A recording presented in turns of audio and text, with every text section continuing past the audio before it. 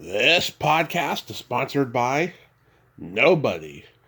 Hey dudes, welcome to Splat from the Past, the only 80s themed horror sci-fi show where things can get totally radical. Now today I will be welcoming back the beautiful, the lovely, and Carrie Specht.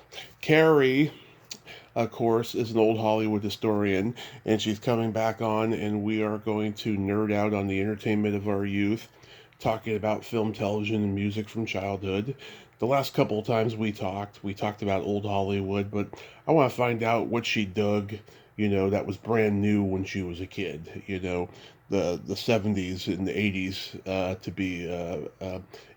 to be precise. She grew up in that era.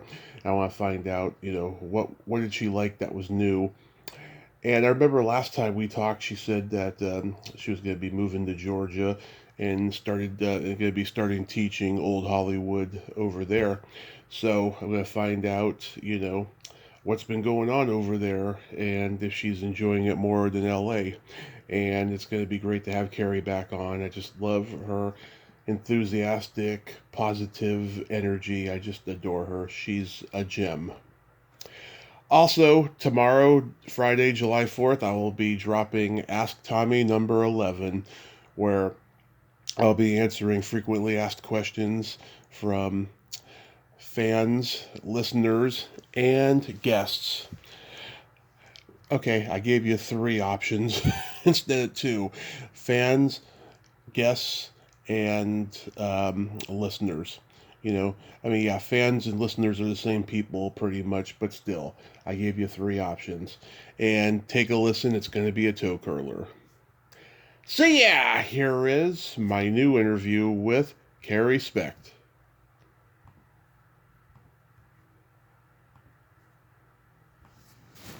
Hey, Carrie, welcome back. How are you today? Hey, Tommy. I'm doing pretty good. I just got back from therapy, so I'm a little stretched out. Is it feeling okay at least? Yeah, it's actually. I think it's coming along nicely. He hasn't said otherwise, so I feel like it's coming along nicely. Nice, nice. Yeah, it's summer and I'm a happy guy. Oh, good. I'm pleased. Absolutely. So, going back in time, do you remember the first movie that impacted you as a child? Well, I think I remember the first movie I ever saw, and I remember it. Yeah. Which one was it? It was Lady and the Tramp, and I saw it at a drive-in movie theater. Wow. I was hanging off the back of my parents' station wagon with my twin sister drinking soda pop that we brought back with us. I was excited because I got to choose grape. Yeah, Back to the Future was the first one for me. I always had that fantasy of going back in time and seeing my parents in high school and finding out why they're so fucked up and why I'm so fucked up, You mean they met in high school? They actually knew each other before that, but they didn't really know each other well until like after high school. But like my uncle was like my mom's age. My dad's 3 years younger. Oh, I see. Gotcha. Yeah, Wow. yeah. But Back to the Future? How old were you when you saw that? I was 3.5. Damn. Yeah, I think I was 5 or younger, I believe, when I saw Lady and the Tramp. Yeah. And you saw it probably in re-release because that came Yeah. out when? God, I can't even remember what year that came out. Late 60s, I think? I don't know. But, yeah, definitely it was a re-release at a drive-in. This is when drive-ins, were still had sort of it wasn't during their heyday, let's put it that way. And Right. it didn't have a sort of a scuzzy feel about them or cheap family entertainment. So, and it would always be like either some B movie or, a kid's movie. Well, At the drive-in. Well, I've talked about this before with people. Disney, they used to re-release their movies all the time in theaters for years and years, and like they don't Yeah. even do that anymore. Well, ever since VHS and then DVD and now streaming, it wasn't profitable. It was much. I don't know if you recall this in your generation growing up. Didn't they have like a bunch of VHS or DVD Disney movies to pop on there? They did, Watch? but they did, but they still re-released them in theaters. Yeah, but I believe as the impact of VHS and DVD, really hit, it was like, okay, we're going to save this for really special, like anniversary releases. That's what I mean. Yeah. Because it just didn't make sense. And now with streaming, you're probably only going to see something like, I think they re-released Snow White recently. I didn't know that. Maybe because of all the other Snow White stuff going on. And it's going to have its 90th birthday in 27. Yeah, I know. It's crazy. Yeah. But, you're just going to have big ones like that, or something more recent like The Lion King or something like that. Of course, now they keep doing different versions of The Lion King.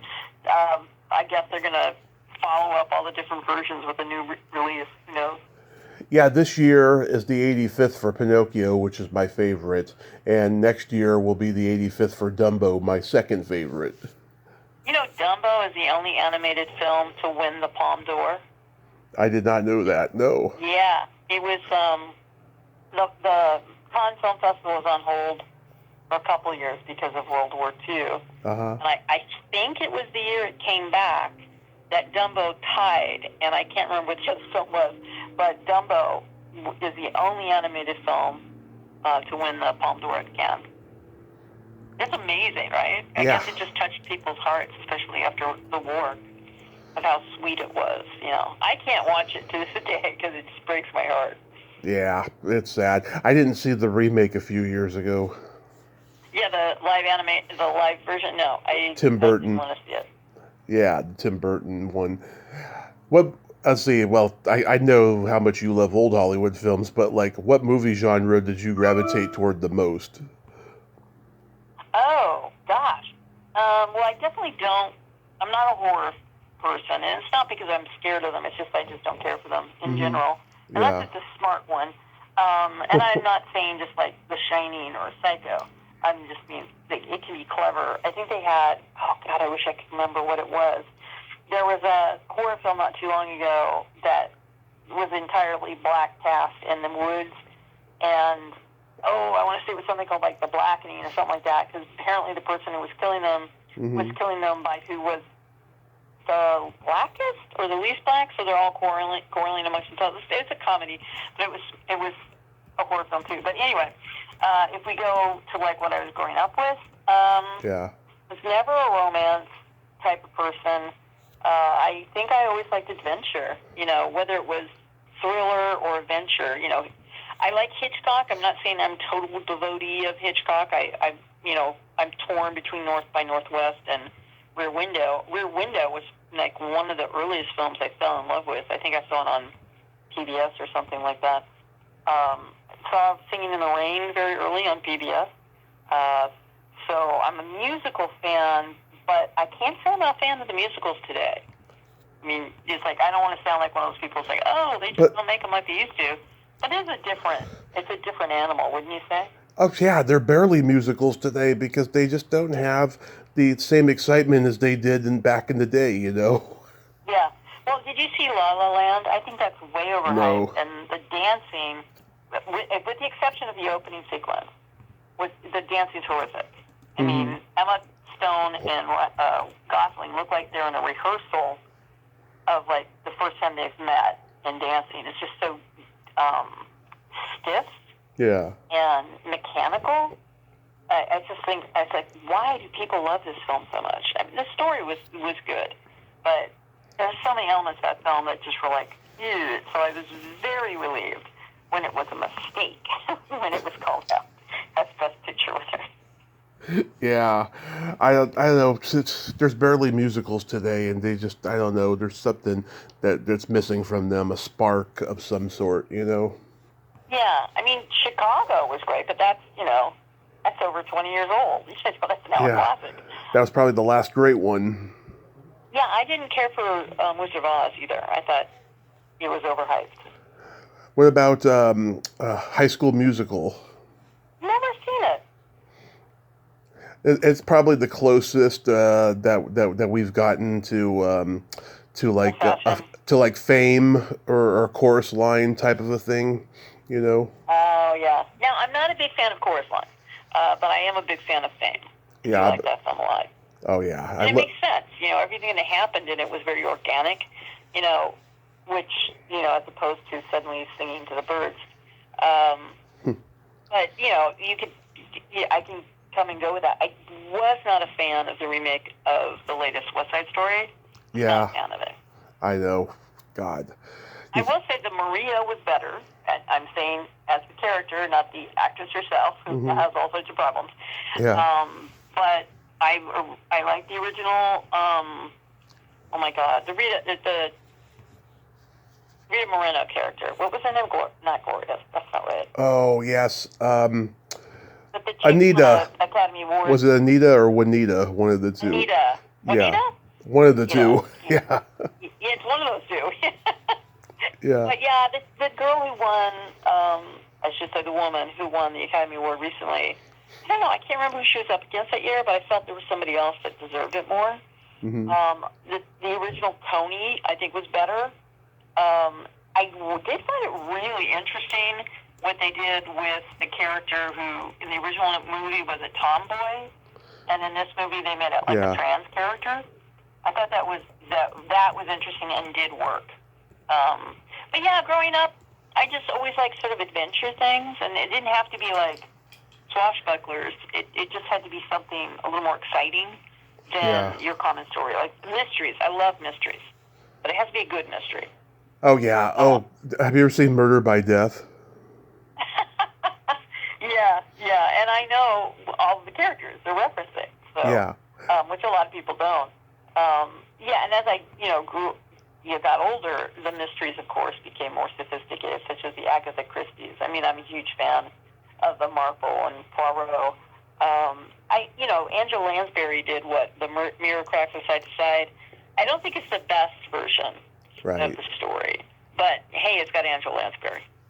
Yeah. And I mean, Murder by Death and Clue are, they're comedies of whodunit stories. I could watch that over and over till I die. Me too. Love that film. Me too. It kind of freaked me out the first time I saw it when my brother rented it when we were kids, but then I just became obsessed with it over and over again. I just loved it.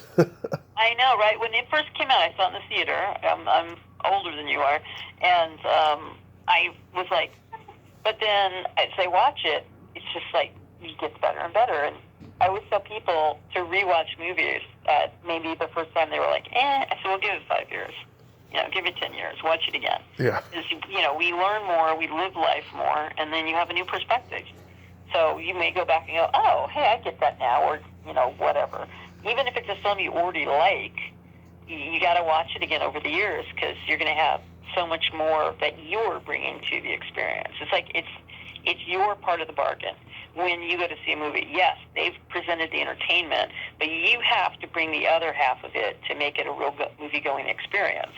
And when people say they don't like something, somebody else will go, well, you're wrong. Well, it's their palate maybe not be as sophisticated or it's different from yours. Whatever baggage they brought into the theater, that's why they don't like it that much. Now, when you find out more people like it than not, then you have to feel a little sad for the person who didn't, because obviously, I shouldn't say obviously, but it feels like to me something went wrong somewhere that they can't appreciate this really good film as much as you think they should. Absolutely. You remember when the Star Wars phenomenon happened? You mean starting in 77 or the one back in 2000? Yeah, in 77. Oh my God, I was only 10. But I remember my dad went to see it, which was like really strange for my dad to go to the movies. But he went to see it and he loved it and could not stop talking about it. And then I went later, I think, with my grandparents, and it was like, oh, wow, this is a really cool film. However, I have to tell you, when I was, that age, 10, and all my contemporary boy, who were like influenced to make movies, they always say, oh, Star Wars, Star Wars, Star Wars. For me, it was The Sting. I love it. I didn't see it when it came out. It was like 2 years later it came out again. I saw it, and I was like, oh my God, I want to make movies. I love The Sting. I love The Sting. One of my favorite movies of all time. I got to talk to Sally Kirkland a few years ago about it. Oh, really? That's so cool. Yeah. It was awesome. Yeah, my brother was born in '73. I was born in '83, and he got to see the first three Star Wars movies when they came out in the theaters. I mean, lines were around the block. People wanted to see what the fuss was all about because Oh there yeah, was no they internet. wanted to see it again. Yeah, there was no internet back then, and it was just the mystery of it was just so Isn't enticing. that great? Back when there was no internet, people had just newspapers and each other's, I mean, truly word of mouth. Yeah. And going, hey, I want to see what this is all about. And people going, I have to take you. I have to take. I actually, the only movie I've ever gone to that I paid to see multiple times was A Fish Called Wanda. I loved it so much that I wanted to take people to see it. And I imagine that was the experience of seeing Star Wars at the theater when it came out. Yeah. Yeah, and I was born 2 weeks after Return of the Jedi came out, and that was the first one I saw when it hit HBO in '87.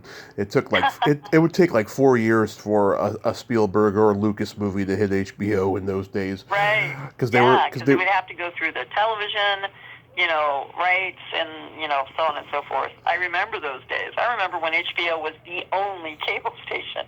Oh yeah, oh yeah, and it was magical. And I feel bad for people who didn't grow up with HBO back then because it was so cool. They would show short animated films between movies. They would show music videos between movies and little featurettes on behind the scenes of a movie that's going to be premiering that month. It was very Right. magical. I loved it. I And it's even remember when they had filler. They used to have these gals. They were exercising, but it was kind of like soft porn hmm because they were just like panting and sweating, and it was filler because they didn't have enough yeah. content to put on HBO. Absolutely. Yeah, and the funny thing is when the first Star Wars hit HBO, it was January 2nd of 1983 and it was a school night. So many schools in America had kids calling in sick so they could stay up late to watch Star Wars. Oh my God, I did not know that fun little fact. That's neat. Yeah. Thank God for YouTube to find stuff out. Yeah, yeah, yeah. But there's nothing. Maybe it just makes us sound old. But certainly to the generation that's high school, college now, there's just really nothing like seeing it in a movie theater on a screen that is the size that it needs to be to have that impact. Did you see? I haven't seen it yet, but have you seen Sinners? Is it a new movie? Yeah, Ryan Coogler's film. There's No. something online, a YouTube thing that you can look up about Ryan Coogler talking about aspect ratio hmm and the difference and the impact. And apparently, the film is being released or has been released in IMAX as well as widescreen as well as different aspect ratios because he wanted to make sure it could play in every movie theater. hmm And talking about, well, if it's this size, this is what you see, and if it's this size, this is what you see, and this is how the impact is, and it's something that I was able to follow along easily, and I think a layman could, somebody who doesn't know, like just goes to the movies to enjoy a movie, I think they potentially could understand it and go, oh, I get it. This is why I shouldn't watch it on my iPhone. Yeah. What comedy movies did you like?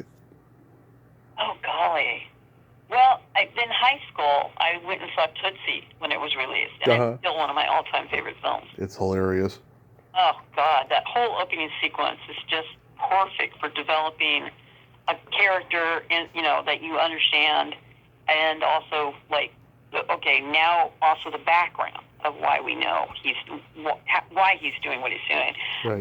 Before that, golly, I'm trying to think of, by accident, I was about, I don't know, I think it was 10, maybe a little older.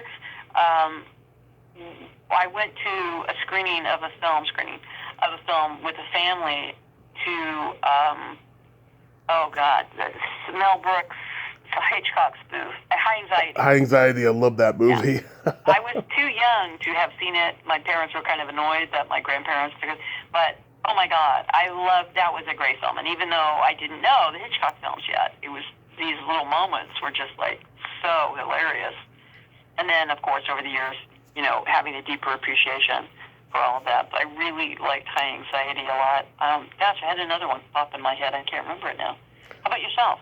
I mean, I grew up on all the guys who were on Saturday Night Live that made movies: Chevy Chase, Dan Aykroyd, Bill Oh, foul Murray, play. Steve Oh my Martin. God. Yeah, those were my guys. Yeah, Foul Yeah. Play and Seems Like Old Times. I loved seeing Chevy and Goldie on screen. I wish they made more movies together. They were so No, I good. wish they made at least one more because you feel like if there's a trilogy, not like not the same sequel or have anything about, but it's like three films together. That's why it would have been so awesome for many reasons. So awesome if Paul Newman and Robert Redford had made one more film, which they wanted to, but they could never find the right project.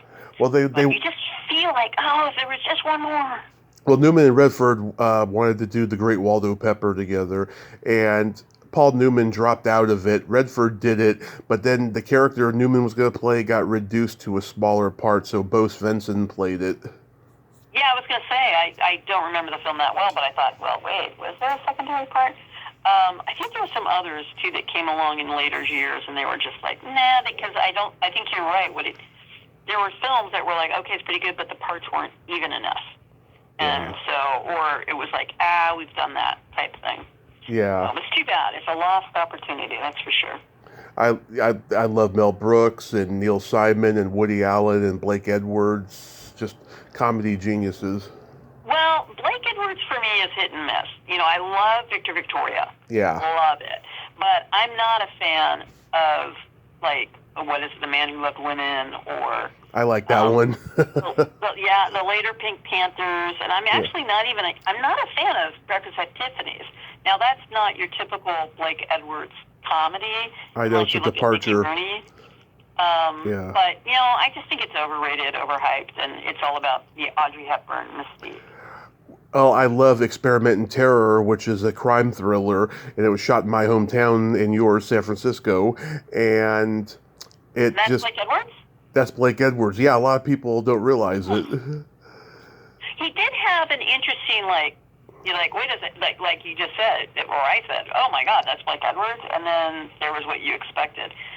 Every once in a while he'd do something like that, and that's why I love Victor Victoria so much. There's that one character in Victor Victoria, the detective, that's kind of very, Blake Edwards-y, but the rest of it is just, I don't know, him at his best, I think. Of course, he's working with his wife, whom I believe they always worked well together, if I understand correctly.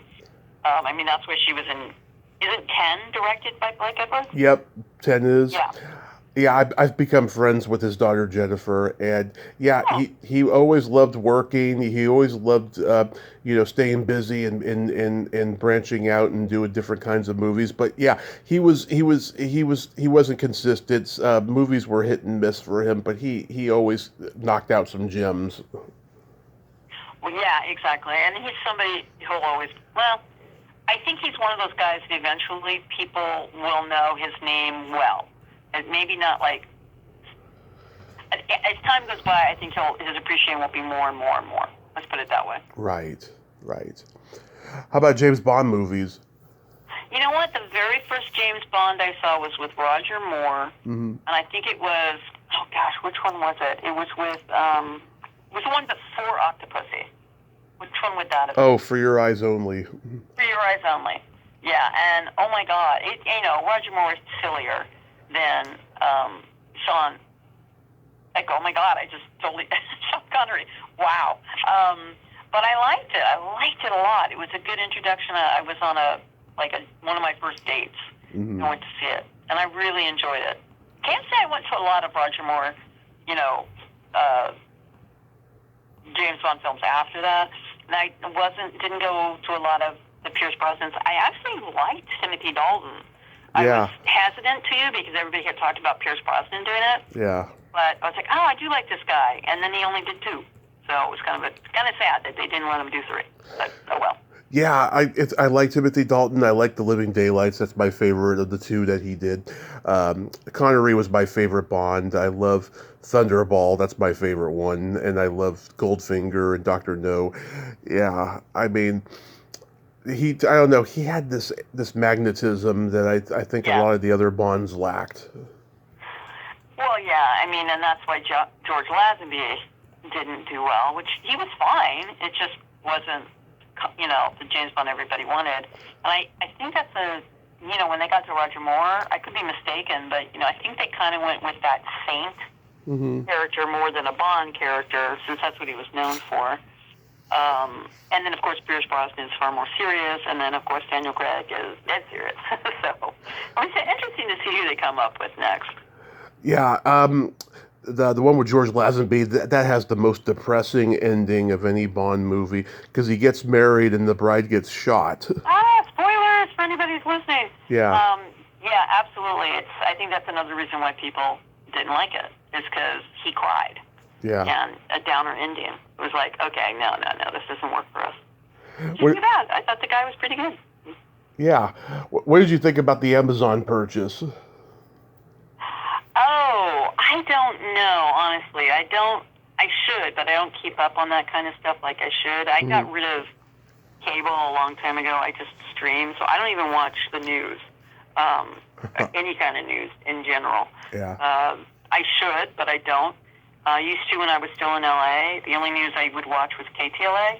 It just seemed to be, I don't know, friendlier. Yes, I would get the national information, but I just felt like I wasn't getting inundated with stupid stuff. Although I didn't like their entertainment segments where they'd bring on a housewife, or talk about this.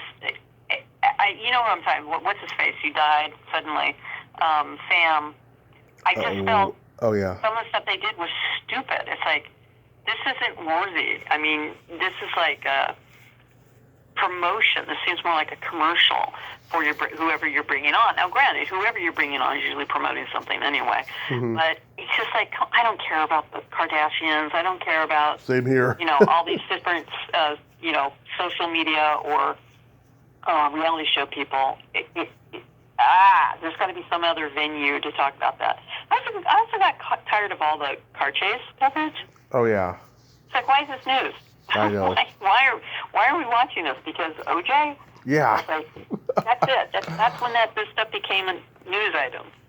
It's like, Yeah. We all know nobody's getting away anymore. Nobody can get away anymore. It's impossible. So why are we watching this? I know. Is this a terrible accident? I just don't like the Amazon purchase, because they've hinted that the Moneypenny Chronicles are going to be a spin-off. I'm like, do we really need to watch a spin-off series about Miss Moneypenny? Oh, yeah. Yeah. Well, it's all about now giving people familiarity. Yeah. Have you seen that little Matt Damon video talking about, how much you need to make now? No. For film he just said, you need to make about $100 million before you can make a profit on the average film. And so you're not going to go out and make a nice, film that has meaning or a little love story, because you're taking too much of a risk. So at least the studios or whoever's the financer, and they want a sure thing, so they'll go out and make these huge action films, blockbusters, Transformers, Marvels, whatever, to make sure that they can get their money back. And so you're not seeing this stuff anymore that's being made. I'm not even sure where I was going with that. Except, Moneypenny being something you know. So for those who know James Bond enough, that's the trick here. I don't think anybody knows Moneypenny as well as they may think they know Moneypenny. Right. But they're going with something that's supposedly familiar, and therefore people will come see it. Or at least they'll say some connection to James Bond, promotionally wise, and then it's like, we'll go see that. So they're guaranteeing themselves at least their money back. Absolutely. Did you have any movie crushes? Oh, let's see. Well, that's old. I don't think I ever had a movie crush on somebody during my lifetime. I mean, who lived during my lifetime. I love Gary Cooper and Jimmy Stewart, whom I mentioned to you before in the past, kissed me. Yep. In the 80s. But Gary Cooper, man, there's just something beautiful and rugged about him, and I always had a thing for him. I can look at the stars today and go, okay, I get it. Okay, I get it. Like, I can look at Idris Elba and go, yeah, he's very handsome. This doesn't do it for me, for whatever reason. I don't understand why people Mark Wahlberg. I enjoy his films for the most part, Yeah. but I don't understand why people think he's good looking. He's not ugly, Yeah. but I just don't get it. I really do like Ryan Gosling. I like the combination of his looks and his kind of comedy. Although I have a feeling that if I met him in person, I would think he's an ass. Yeah. I don't know, but I do like, especially when he's partnered up with somebody. He's not just him. It's like him and Will Ferrell or him and, Jason Bateman or something like that. But no, there's not somebody that I'm like, would swoon over today if I met them. Yeah. How about yourself? Cary Grant was a big one for me. My mom had a paperback book that had these beautiful black and white pictures of him. And Natalie Wood, I interviewed Lana Wood earlier this year. She's a Bond girl. She's Plenty O'Toole in Diamonds Are Forever. And that was great. All the '80s movie actresses that I've interviewed and gotten to know over the years, I had crushes on. But the funny thing is with those ones is that now that I've become friends with them, they went from being a crush to like being like my aunt.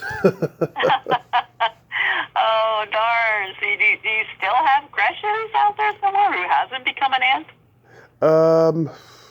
Nobody currently at the moment, but yeah, I mean, I used to watch the Fame TV show, and I loved Valerie Landsberg. I'm trying to get her on the show. She was like the first Jewish girl I ever fell in love with.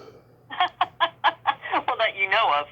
Yeah, and yeah, you may have, and you just didn't know they were Jewish.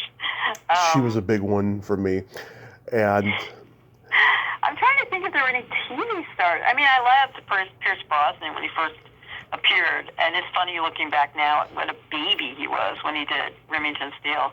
But I remember liking him a lot, and his character was into classic movies. I don't know if you may be too young to remember that. I watched Remington Steele, but I didn't remember that part.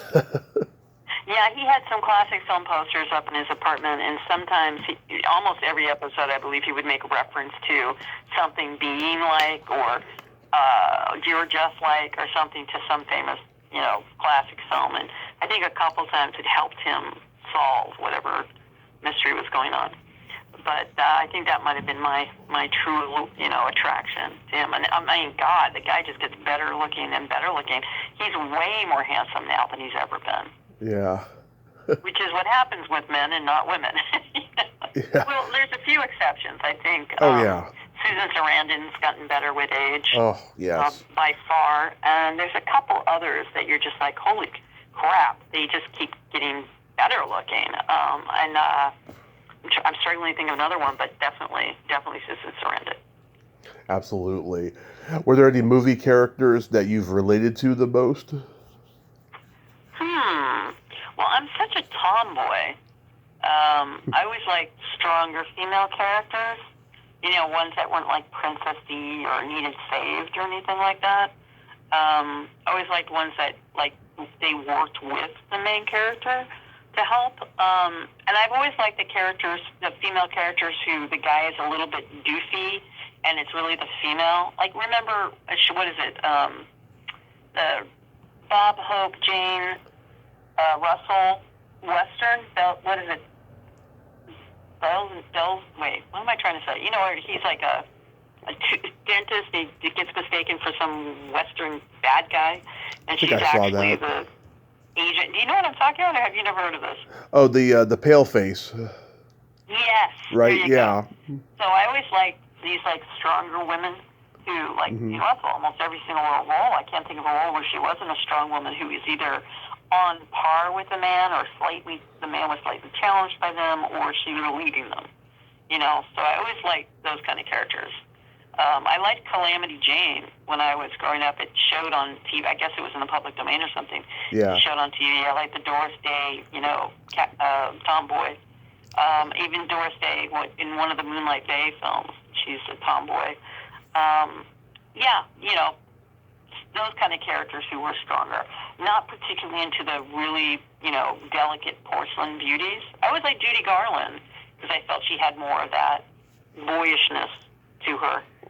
In her later films, when she tried to be more glamorous, or they tried to do something more glamorous, I didn't care for. But I love, like, The Clock. Yeah. She's, this like normal girl who falls in love with a normal boy. And I think she had the right just balance of beauty in that film. Whereas I feel like Meet Me in St. Louis, they tried to glamour up a little too much. Right. And then, of course, her bit in, what was it, the Ziegfeld Follies? There was the one where they just have snippets of different acts, and she's dancing with a bunch of men behind her, and her face just looks weird, pinched up, because they were trying to glamour her up. And it's like, no, it's too bad. I mean, that was the day and age, and today she would be more appreciated for her unique look as opposed to trying to make her look prettier. Right.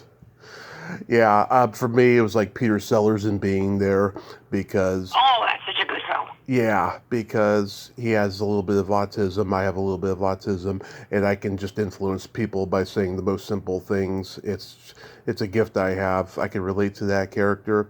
And James Spader in Sex, Lies, and Videotape because he's a voyeur and I'm a voyeur.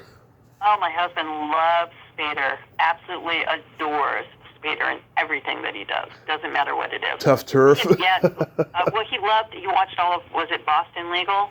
Yeah. Loved it. And then what was the latest one where he was like that secret agent? The Blacklist. Blacklist. Yeah. I never watched either series with him, but oh my God, he's just obsessed with James Spader. Yeah, I wouldn't want to know that guy, but I like his talent. He's pretty talented. Oh my God. So you mentioned before about going to the drive-in to see Lady and the Tramp as your first drive-in movie. Did you go to the drive-in regularly? No, actually, I don't think the next, after that, when I was a kid, I didn't go to the drive-in again until I was a teenager. And I think I only went twice to the drive-ins when I was a teenager. Once with a group of friends and then once on a date. It was weird because the drive-in theater, I don't know if this is true everywhere, but you could see the other screens, like what was happening on the other screens. And you had those old speakers. Nowadays, I think you can, I haven't been to a drive-in, but I believe you can put it on your radio or something. But it was those old, horrible speakers. Yeah. But yeah, I think I saw heavy metal. Oh. Yeah. Love it. Did you see the movie at a drive-in? I didn't see it at the drive-in, but I've seen it so many times, and I've interviewed some of the voice actors. Oh, is that right? Yeah, and the guy who directed it, Gerald Potterton. I interviewed him before he died. Oh, he was the director? Yeah, Gerald Potterton. Oh, that's cool. Mm-hmm. And then I think the only other film I can remember at the drive-in was, oh my God, it was this, oh God, was it Chasing Fire? It was called like, Caveman Days. And it was like, why did I come to see this in the movie, drive? It was with a friend. It was like, why did we see this here? And I think it was one of those films that was supposed to be like, oh, it's made by somebody, and it was supposed to, and it was like in the movie theaters like for a really short amount of time. Yeah. Or it was only in the movie theater because nobody wanted to book it or whatever. And it was like, yeah, now we know why. Yeah, no, I don't think I've been back. Oh, wait, did I go during COVID? No, I didn't. I wanted to. There was it out in Glendale? There was a movie theater that like reopened a drive-in and helped spark this new interest in drive-ins because of COVID. Probably. I don't know. Yeah. I just thought that was brilliant that happened again. Like this, like, hey, guess what? We haven't destroyed all the drive-in movie theaters. Let's open these up. Or people do makeshift drive-in theaters at the side of a big building or something. Because man, that's a different experience than any other kind of movie-going experience as well. Yeah, my parents started taking me when I was 2. They took me to see Weird Science and Rambo 2 and stuff. They would take me regularly in those early years, but then they stopped for a while because it got to a point where I was either falling asleep in the back seat or I was getting out of the car and knocking on windshields. So while you were small enough and they could control you, but then when you got rambunctious, like, yeah, no, we can't do this anymore. Yeah, no. And then my dad started taking me again when I was 6. He took me to see the Teenage Mutant Ninja Turtles movie, and I never fell asleep in the car again going to the drive-in after I was 3.5. I never did. I met a man who was like very, very, very into movies. Loved it. He took his son, he was about 4, I think, to a movie. He was worried about him falling asleep, but apparently he was like on the edge of his seat, leaning over the next seat in front of him, which was not occupied the whole time. And he said it was one of the proudest moments of his life. I love it. Yeah, it's like, oh, my boy loves what I love. So getting into television, what sitcoms did you watch growing up? Oh, golly. Well, I remember when Mork and Mindy came out, it was a huge thing. Love it. Yeah, my family, we all watched it, which was unusual. I grew up on television. I mean, you came home from school and you watched reruns of Emergency and Gilligan's Island, and I think, depending on what time of the day, you might catch Leave It to Beaver. Taxi was on, and so was another. When I was in college, I remember they showed reruns of Cheers at like 11:30 at night, and my thing would be, okay, if I get all my homework done, I'm going to study, and then I get to that as reward. Same with like Sunday nights. I'd watch Columbo at like midnight or something like that, but only if I got all my homework done. In high school, golly, Cheers was, when it was on originally. You know what? Nothing's coming back to me. Why don't you tell me some of yours? It might spark my memory. I loved MASH. I loved WKRP. Oh, yeah. I loved... God is my witness, I thought turkeys could fly. Funniest episode of television. Oh, my God. Laverne and Shirley, Three's Company, The Facts of Life, Give Me a Break. God, there were so many that I loved. Night Court. I liked Happy Days at first. Yeah. But in their later, like once... It got silly after a while. It's like, no, not worth it anymore. I love Tom Bosley, and I'm a huge fan of Tom Bosley. I met Tom Bosley. Adorable man. He and Tom Poston were guesting on ER when I was working on ER. Yeah. And they were trying to outdo each other constantly with like little jokes, Lovely men. But yeah, after Ron Howard left, the scripts just seemed to get kind of lazy, Yeah, well, I talked to an actress. She worked in Colorado at a restaurant, and Tom Bosley came in. It was when he was doing that show, Father Dowling Mysteries, and she said that he was just not very friendly. And I said, well, think about it. When you're on an iconic sitcom for a decade, you have a tendency to become a little standoffish because you're afraid that someone's going to recognize you, Well, and if I remember, that show didn't do well. And no, but it was great, though. Not long after that? Yeah, that was in the late 80s, early 90s, and it should have gone on a while. It was a pretty well-written show, I thought. Yeah. I mean, you never know, too, when you meet people. It's like, did they have a bad day? Is their life not going well at this moment? Are you they saw the ratings? Did their show just get canceled? Yeah. He couldn't have died much. He couldn't have died that soon after it, because I met him in like 2001 when he was on ER. Oh, yeah. And who knows? From what I understand, Dustin Hoffman was really kind of jerky for a long time, and then as he got older, he became nicer. Yeah. And Tom Hanks was even a real full of himself, egotistical guy for a while, and then from what I understand, and this is just, rumors, his agent one time said to him, dude, nobody wants to work with you. You got to become nicer. I did not know that. Oh my God, he's always been, I think, the nicest guy in Hollywood. Although I do question his parenting, because I look at his son and go, what happened there? Well,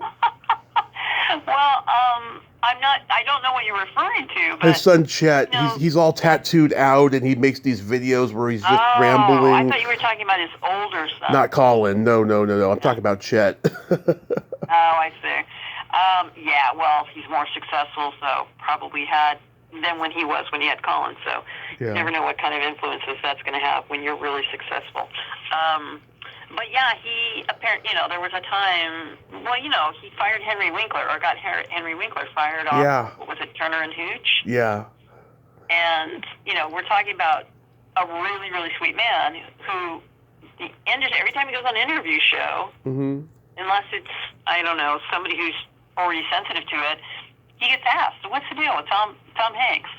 Yeah. And he's just very diplomatic. Yeah. Doesn't talk shit, but it's well known that he does not like him. Yeah. And think about it. It's like the guy had Tom Hanks potentially that could have been a career-destroying moment for him getting fired off of directing something.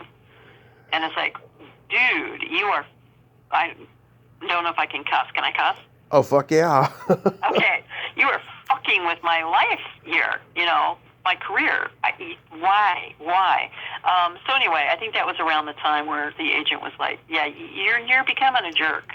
So, and I don't know if you know this about Dustin Hoffman. You probably have heard this before, where once he played Tootsie, he had a new appreciation for all women. Right. It was like, okay, and of course, as a young man, this would happen, or a younger man, you only look at women for their beauty. And then it was like, oh, wait a second, women can be beautiful in different ways. And it's like, and that opened up his eyes, and who knows, maybe that was the turning point for him, becoming a nicer guy. But, people change over, 20, 30 years. Some people say, oh, people never change. And it's like, come on. we all change. How many of us are the same people from elementary school or high school or college?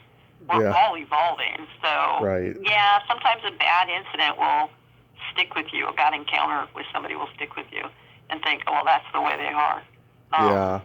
Yeah. And they just don't know everything else that goes with it, because we put our stars on these, pedestals. Speaking of Tom Hanks, I did like Bosom Buddies when it first came out. Oh yeah, I loved Bosom Buddies, and it's funny. Him and Peter Scolari were friends all the way till the end, and he said when you do a show like that where two men are dressed as women, you cannot not be lifelong friends, because we went through so much shit on that show. People were making fun of us, and we were thinking, God, is this going to be the rest of our lives? Are we going to be like the kids who are forever known as the kids on Father Knows Best or something? Right. Well, and speaking of Scolari, I love Newhart. Loved it. Yeah. And that their finale was just like one of the most brilliant finales ever. Oh yeah. You remember it, right? Oh yeah. He wakes up and it was all a dream. And he's back on Bob Newhart, as a psychiatrist. It was brilliant. Yeah, that was brilliant. I'd never seen another sitcom do that. It was so brilliant. It was great. When you were growing up in Santa Cruz is where you were from? Yeah, that's right.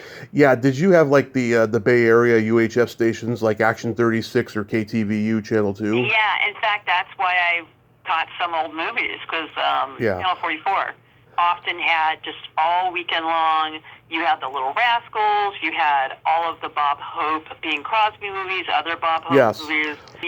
Every once in a while, you got John Wayne, the stuff that had fallen into public domain. I remember watching Sons of Katie Elder, again and again and again. I think that's the only reason I knew who Dean Martin was. That was my first introduction to Dean Martin, was Sons of Katie Elder. Yeah. I'm sure that's kind of weird. It's like, wait a second, he's supposed to be super cool? What? Rat Pack? What is this? I'm sure you remember Creature Features with Bob Wilkins and then later John Stanley. Yeah, and Dialing for Dollars on Channel 2. Yeah. And a lot of Jerry Lewis and Dean Martin films as well. Yeah, that's how I got into Martin and Lewis movies, from watching them on those stations. I mean, they were the best. My parents would tape them for me when I was at school, and then when I came home, my grandmother would make homemade French fries, and I'd watch those movies. Oh, what great memories! I think that's why I was exposed to Don Knotts as well. Shakiest Gun in the West and Mr. Limpet and that kind of stuff. Oh yeah, The Reluctant Astronaut, and there was one he did where he plays a guy who's based on Hugh Hefner, and it's kind of like a lost gem kind of a movie. Don Knotts, really? Yes, people nowadays say it was probably the best movie he ever made. Oh, it was called The Love God. Oh my God, I'm going to have to look that up. It was 1969. He plays a Hugh Hefner type. Nat Hiken, who created Car 54, Where Are You, wrote and directed it. Speaking of the Love Gods, I remember seeing a lot of Jerry Lewis on his own, and I saw The Nutty Professor. My favorite, Yeah, again and again and again. The classic films that fell or were somehow became in the public domain, those are the ones that you saw again and again on 44, 36, and Channel 2. And Coffee 20. Yeah. And well, and I guess that's how I got sucked into loving old movies, because I guess as a kid you could end up not liking those films, but they all had that kind of humor and quality of film that you could understand even as a kid. Right. So it was fun. And it's like, you don't know if this was made last year or 5 years ago. You don't know that when you're a kid. And then it's like, oh, wait, I want to see more films like that. There isn't. Remember when AMC was the American Movie Channel? Oh, yeah. Back when they showed black and white movies, and then by 97, they stopped doing that. Yeah. And then they came up with, what was it? They were the ones who first had hosts, right? Yeah. Bob Dorian and Clooney's dad? Yes. I forget his name, but yeah, I remember they'd have the hosts. And it's funny, Cinemax showed black and white movies all the way up until 1991, and then when the AMC was launched, they didn't have to do it anymore. Oh, okay. Yeah. I remember when TCM came around. The funny thing is, it launched while I was in New York, I think a couple months before I moved there in '94. But I didn't really know them until I moved back to California in 2000. And I remember thinking, oh, they're just trying to be like AMC. Yeah. Not realizing what the future was going to hold. Turner Classic Movies is the only, nostalgic movie channel that there is probably now. Well, and AMC started showing commercials. Yes. And then they had these young hosts that they replaced, and it was like, I think a year later, they were out of business, as an American Movie Channel. It still exists, of course, but completely different. Yeah, it's sad. Yeah, the weekends, I remember, it was like you did your chores so that you could sit down and watch these movies for escapism or whatever. I mean, in the summertime, that you go out and ride your bikes or whatever. But I don't know. I just love those movies. And you mentioned MASH as being, the final episode of MASH was on my 16th birthday. Wow. I remember getting together with some friends at a friend's house and watching MASH as part of my 16th birthday. I saw that for the first time when I was 9. That was the first time that they had played it since it first aired on Channel 2. And I just remember seeing it, and the part when he goes crazy and tries to strangle that kid or whatever. That was just wow, but I love the ending. I love the ending when everyone's saying goodbye to each other, because you could tell how heartfelt and genuine it was, Yeah. Well, it was weird.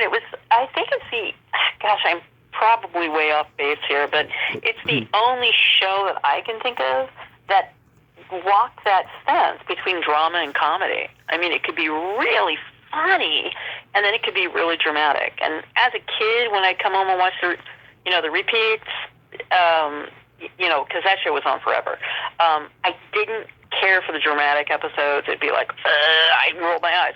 But then as the years went by, I could appreciate it more. And you're right. I love that final episode. It was very strong, heartfelt. It was a beautiful final. Does it still hold the record for the biggest audience? Yeah, it broke the Mary Tyler Moore Show's finale record, I think. Which is also brilliant. But the Mary Tyler Moore, it's a tough watch for the first few seasons. Mm-hmm. It's just not that funny. Yeah. Good. But, in the later years, of course, brilliant. So get to music. Do you remember the first album you ever bought with your own money or was given to you? Yes, it was called A Fifth of Beethoven, and it was, I liked the cover because it had, the cantor that had Beethoven's head on it. It was breaking and smashing, and I was a kid. I didn't know what kind of music I wanted or liked or who played what. I loved stuff on the radio, but I couldn't remember the names of songs or the names of the people who did it. I'm still the same way today. It had Beethoven, and basically it was a semi-discoed version of Beethoven songs. You were a classical kid. Yeah, and then later, I think my parents, one Christmas, bought us the soundtrack to, what was that Bee Gees movie? Which one? Not Staying Alive, it was their movie. Saturday Night Fever? No, it was their movie. They did something that It was their movie. Oh, Sergeant Pepper's. Mm-hmm. Yes, that's Yeah. what it was. And then my older sister had the green and the red albums for the Beatles. Mm-hmm. You know, the best of. Yeah. And I was allowed to play those on a record player. My brother had the Beach Boys and Elton John's, both of them like the best of. Yeah. And my older sister also had Chorus Line, which my twin sister and I did the dishes right after, Right. and we were allowed to play the albums, and we learned all the words to Godspell and ABBA songs and the Chorus Line. And here we are, 10 or 11 years old, and we're singing Tits and Ass. Yeah. My mom thought it was the funniest thing. My tits in my ass. Yeah. I got a funny story about that, but I can't tell it on the podcast. I interviewed a cast member, and she told me a really funny story about what happened behind the scenes of doing that number. Yeah, I bet. I bet. But what was your first album? I can't remember. My parents would always get me cassette tapes for my birthday or for Christmas when I was a kid. I had Michael Jackson's Bad. I had Paula Abdul's Forever Your Girl. I had Wilson Phillips' first album. I had New Kids on the Block. All the kids at school called me a girl because I liked New Kids on the Block and Wilson Phillips. Warren's Cherry Pie. You know, I remember the first two albums I bought with my own money for my birthday. Phil Collins' No Jacket Required and Poison's Look What the Cat Dragged In, because I was an MTV kid. I'm trying to, it's true. I still have a ton of cassettes, not all the ones I bought, originally. I think the cassettes I always got from that, what was it, the clearance house, whatever it was? Yeah, K-Tel.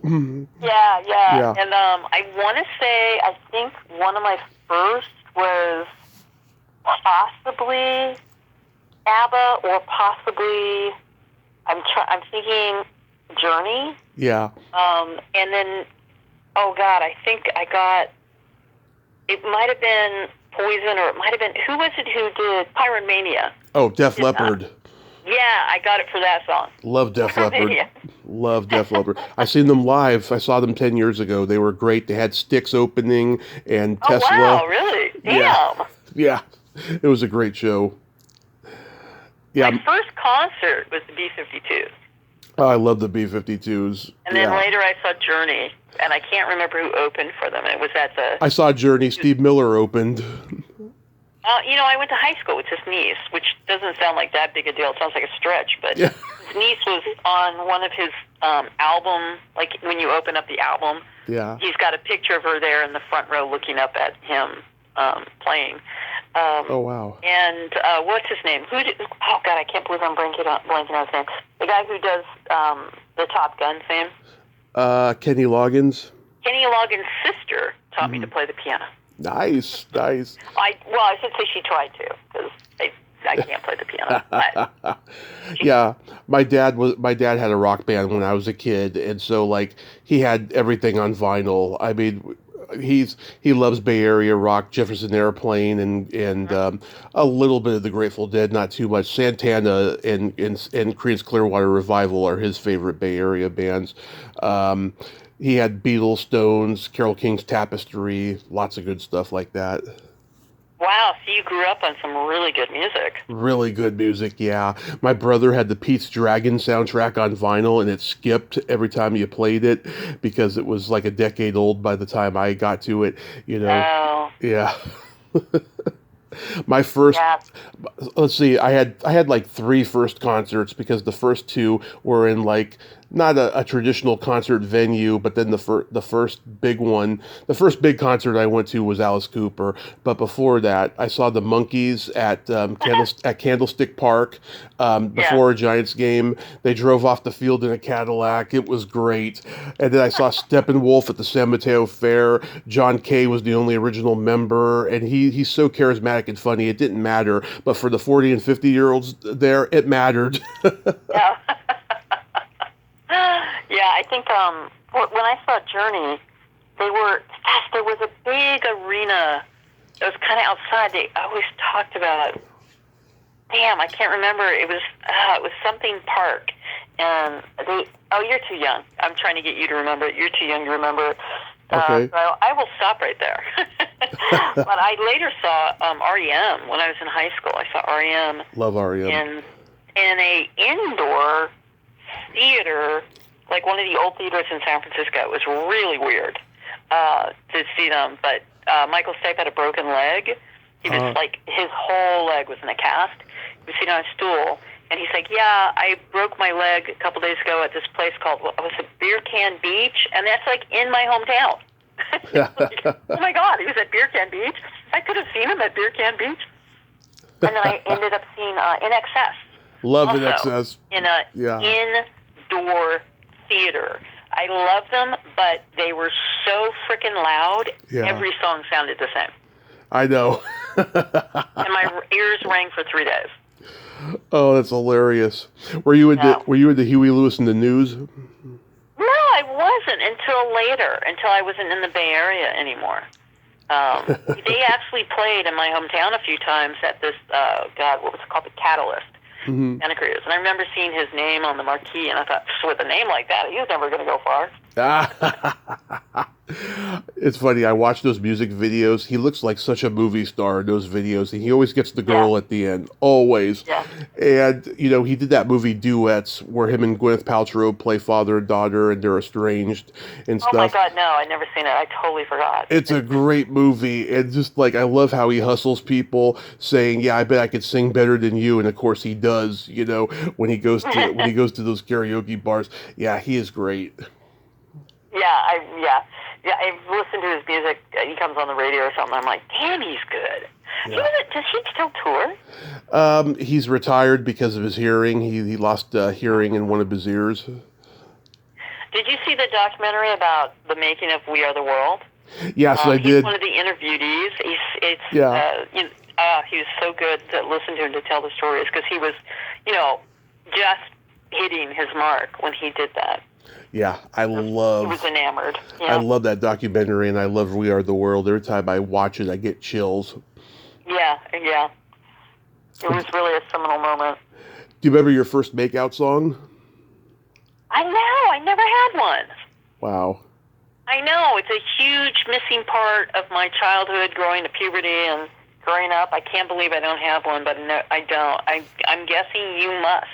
Yes, Janet Jackson's Love Will Never Do Without You, and it led to my first heavy petting experience, which was wonderful, Carrie. Well, I'm very happy for you, and now I'm thinking if I ever hear those songs from Janet Jackson's first album, I will think of you. Hopefully not too intricately about the story that you gave me, but they're seared together. Yeah. Here's a fun question. Do you remember how old you were the first time you discovered your belly button? Oh, God, no. But I remember my grandmother doing, the blows, the raspberry blows. Yeah. Into my belly button when I was a little kid, like 3 or 4. Yeah. So that I don't know when I discovered it, but I remember my grandmother doing that. Yeah, I didn't really start contemplating it till I was 6 or 7. I had a girlfriend who came from Texas that moved to our school, and she was the only girl who was good to me. All the girls in my class were mean to me, and she had this adorable little Audi that she would let me play with and stuff, and me and the other kids, we would just compare ours and stuff. So yeah. So, June is National Belly Button Month, and so I celebrate it every year, and I long for contact with her, but she's all messed up from drugs and stuff, unfortunately. Belly Button Month? There's a whole month for belly buttons? Yeah, it's like a internet holiday. Bizarre. Now, are you sure the gal isn't messed up from you playing with her belly button? I hope not. So I remember the last time we talked, you mentioned that you were starting a new job in Georgia. Obviously, it's happened, so how's it going? Oh, yeah, I'm at the SCAD, the Savannah College of Art and Design. Wait, Art and Design? Yeah, that's spelled SCAD, yeah. It's an unfortunate moniker, SCAD, because it sounds just way too much like scab. But it's an amazing school. I'm teaching film. I'm teaching mostly production, pre-production, and then the actual shooting. That's what I teach mostly, but I also teach the introductory, how to use a camera, how to light, how to edit, all, sort of a quick breeze over, because you may remember I've worked every technical position on a film crew, and I've been paid in all of those positions, and I love it. I love doing that, and I love teaching production because, kids always think, well, anybody, doesn't matter your age, think I could just grab my camera and go shoot. And then they're like, oh, wait a second, maybe I should have planned this. It's like, yep. And in pre-production class, kind of the same attitude. And then they go to shoot, and they're like, maybe I should have listened to Professor Specht some more. Yeah. But it's an amazing school. I don't know if you ever looked it up, but the whole university is dedicated to the arts, and in a very broad spectrum. Like there's architectural history, there's fabrics, there's sneaker design. And then of course fashion, and then film, photography. It's all arts oriented, and so it's very supportive. It's not like segmented into like math and physics, and the arts are like all by themselves. Everybody works on things together, and it's such a unique atmosphere where I'll see somebody dressed as a goth, I'll see somebody dressed as a cat, I'll see somebody dressed in amazing outfit from the 70s, Yeah. and then I'll see somebody wearing just, I don't know what to describe, but basically everybody can be who they want to be. Everybody can let their freak flag fly. Nice, and I'll be nice. back tonight. Nice. It's just a wonderful, supportive area where these creative, minds can really work to blossom. They don't have to fear people wondering what the hell are they doing or what the hell are they thinking. And we have over, I want to say over 1,500 majors. Nice. So I could be wrong. It could, but we are the second or third largest major. The largest major is animation. Nice. And we have a huge film festival that's becoming more and more prominent. Last year at the festival, so many of the guests that they had that were honored in films were Academy Award nominees. It was crazy. Nice. So yeah, and it's just known. People come. Let's see, we had Kevin Costner. We had I could see him.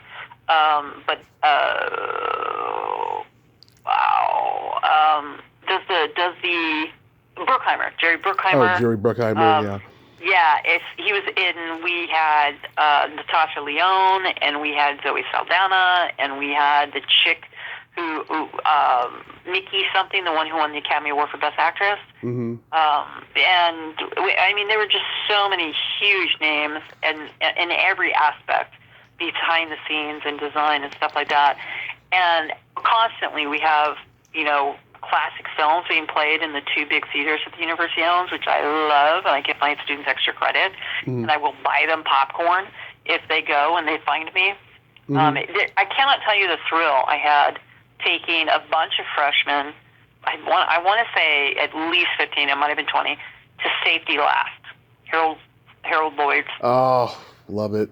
With a Wurlitzer, right? Mm-hmm. And they came out and they were all thrilled, like smiling ear. I was so happy and proud and excited that 18-year-olds loved this silent film.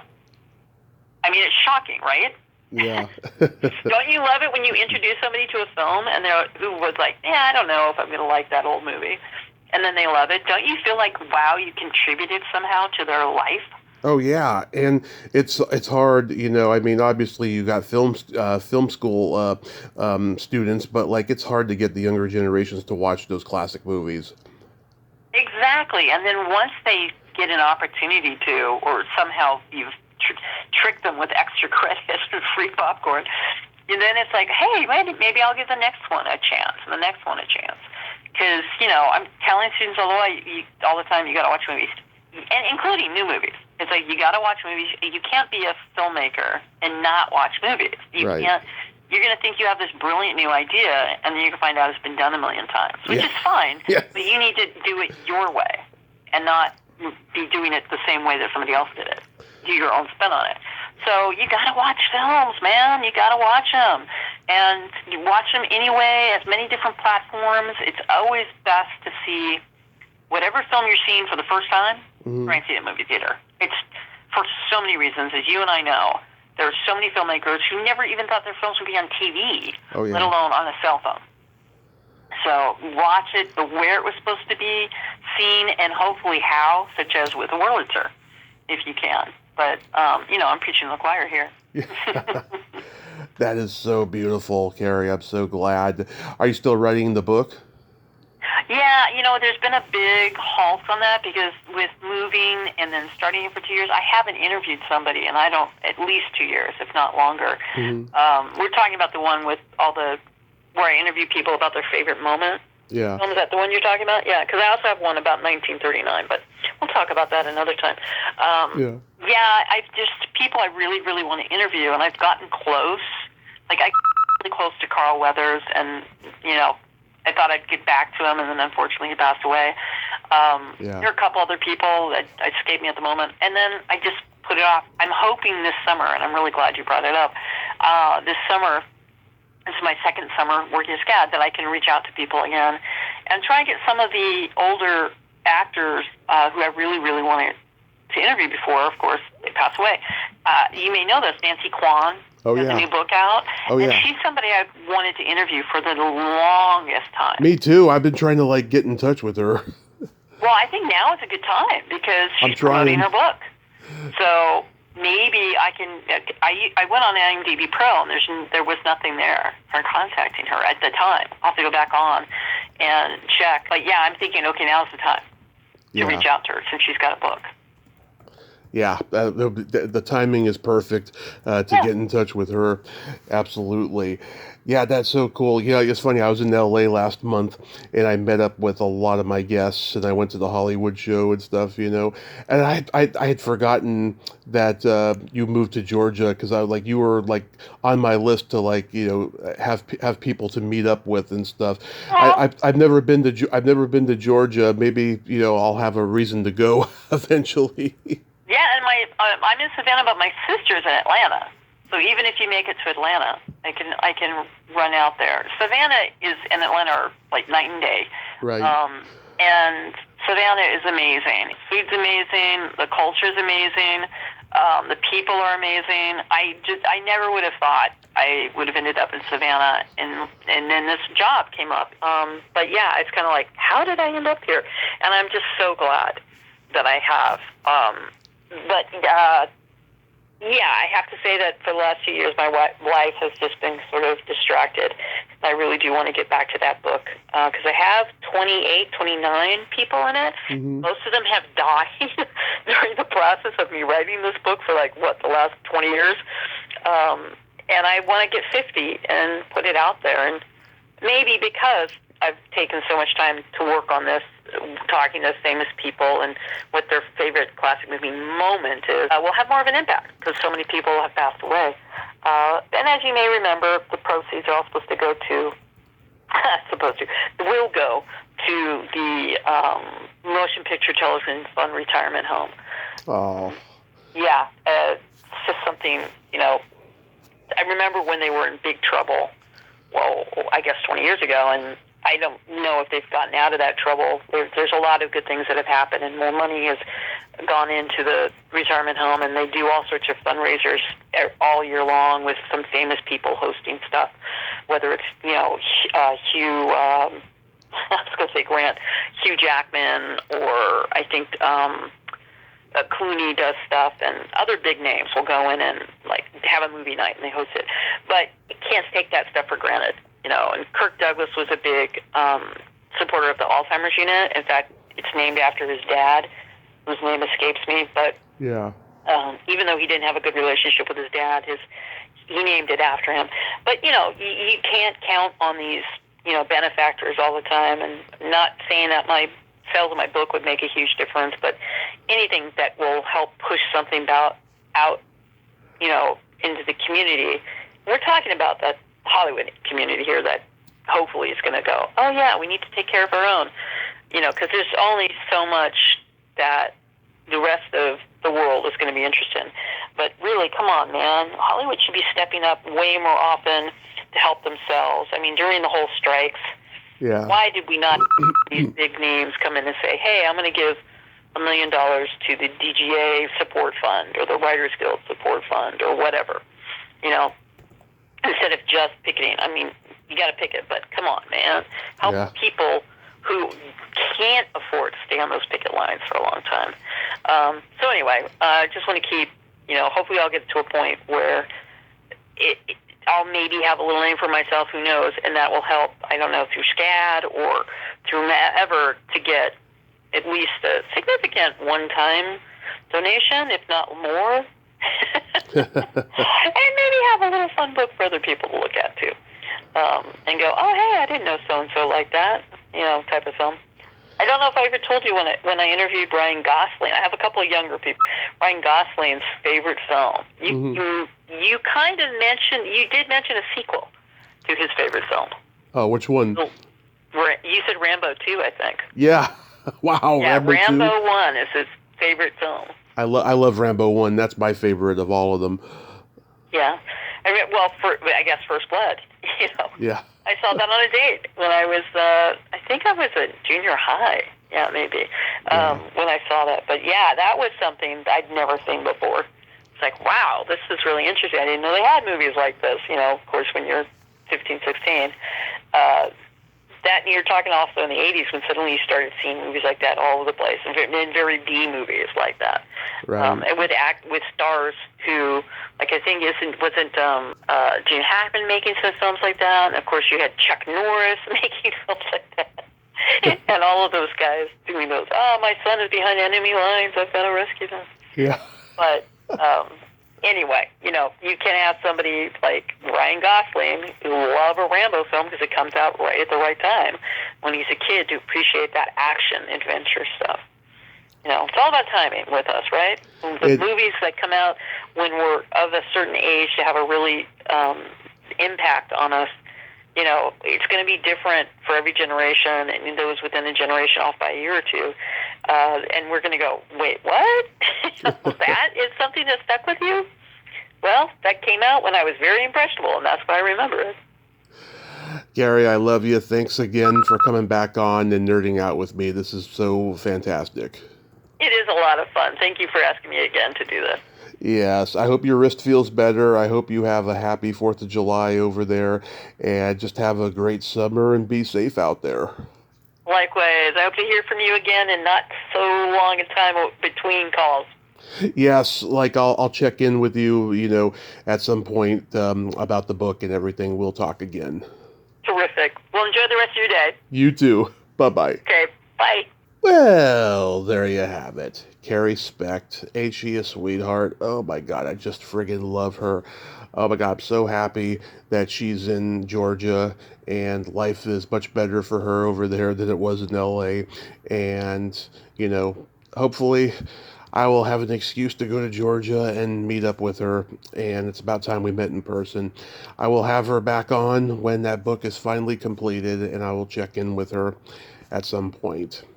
And I hope you all have a great 4th of July tomorrow. I got Greg Gilbert coming back on to do another 4th of July talk with me tomorrow, and it's going to be fantastic.